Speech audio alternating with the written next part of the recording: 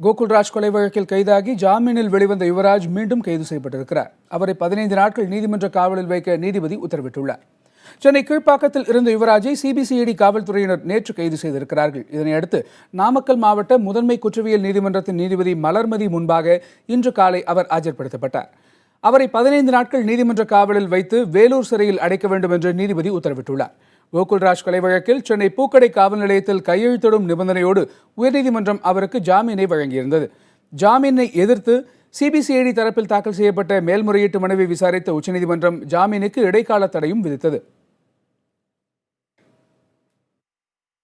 இல்லை திடீர்னு இல்லை, அது அன்றைக்கே ஸ்டே கொடுத்துட்டாங்க 5 நாளைக்கு முன்னாடியே. அவங்க லீகல் ப்ரொசீடிங்ஸ் இவ்வளோ நாளாக இருக்கு, அவ்வளோதான். சட்டப்படி வழக்கு சந்திப்போம், ஒன்றும் இது இல்லை. உச்சநீதிமன்றத்தில் முறையாக இது பண்ணி சட்டப்படி சந்திப்போம், அவ்வளோ. வேறு எதுவும் பேச முடியாது சூழ்நிலை.